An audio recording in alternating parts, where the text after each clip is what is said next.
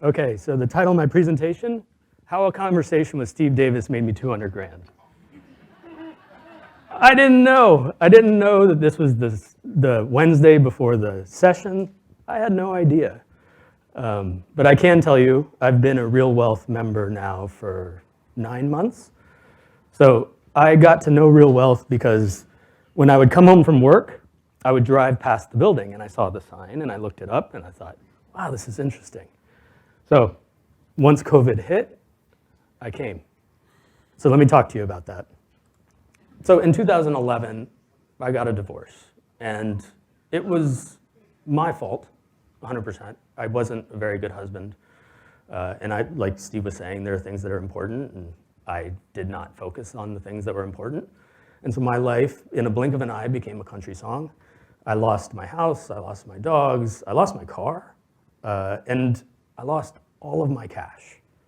So I had to start from absolute zero. But you know what? The one thing that I did right was I was a fantastic dad. I was always a good dad. So this is my daughter and I, like, while we were going through the divorce. So we moved into an apartment for $699. It was at that point that I learned how much it sucks to rent.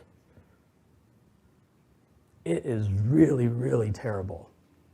And so you can't really tell from these pictures, but we lived in this apartment, and when we would turn on the faucet, ants would come out.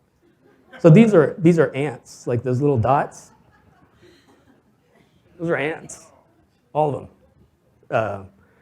But I feel like these experiences are what changed my life, and these experiences are what has made me, I think, probably a better landlord than most, because I had that experience where life really did suck. But I will tell you this, I saved money. I saved all of my money. I was living in a $699 a month apartment. Of course I saved money. So I got to work. I got back to work. So the things that I was scared of, I was still scared of them.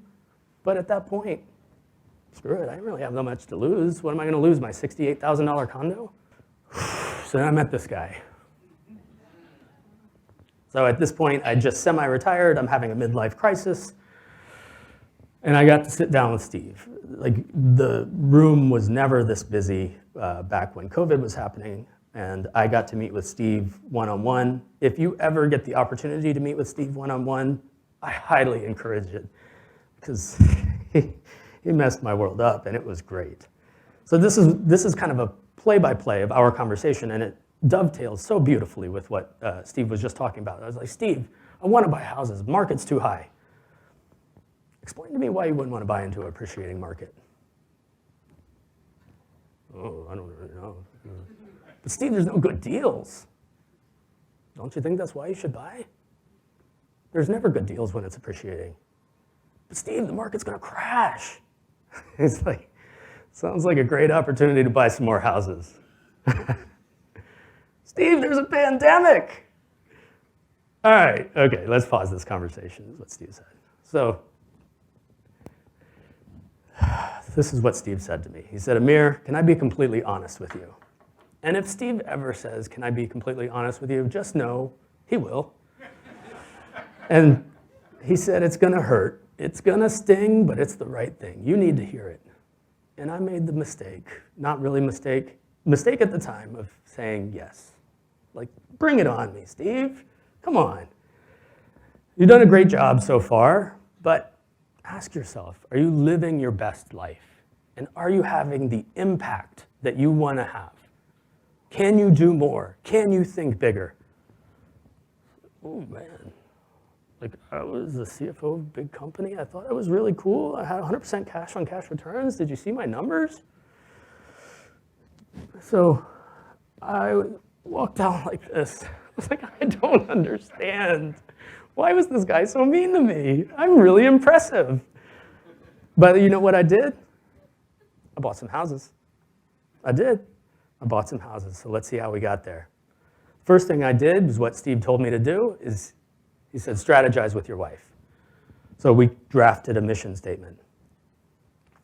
And we wanted to provide safe, affordable, and comfortable housing to underserved minority neighborhoods. I believe in the nonprofit mission. I believe you can do well while doing good. I fundamentally believe that. How will we do it? 3 and 4 bedroom houses with easy access to transportation. What is our outcome? Why are we doing this? Why are we risking? By 2030, we want to be financially independent. And we want to travel until our legs fall off, or we just don't feel like doing it anymore. We united around this goal. And for those of you, I see like a lot of you with your significant others, that's awesome. Because together, you guys are extremely, extremely powerful. So let's do it, man. We bought some houses. I honestly don't even remember these houses. I was so amped up. I just bought stuff. I say that kind of jokingly. I was smart about it, but first one, 2 bedroom, 2 bath, 180,000. Not bad, right? 90,000 a side. Each side rents for 800. It's not like the home run I had at Midtown, but we'll see. Let's buy another one. Bought one in Humble, 117. It's not 80,000, but still we're good. $800 a month. These are renting for 12, 1,300. So there's nice little margin there. Bought another one. Well, these are beautiful little houses in Spring. I traveled all over the place. I wasn't working. This one was my take a chance in Aldine. It was a little bit rough, but it was only 110,000. Not bad. Bought one in Crosby. I don't even really know where Crosby is anymore. And I bought another. So I didn't know when I submitted my bio actually how many houses I had. I really didn't know. Apparently I had another one in Baytown.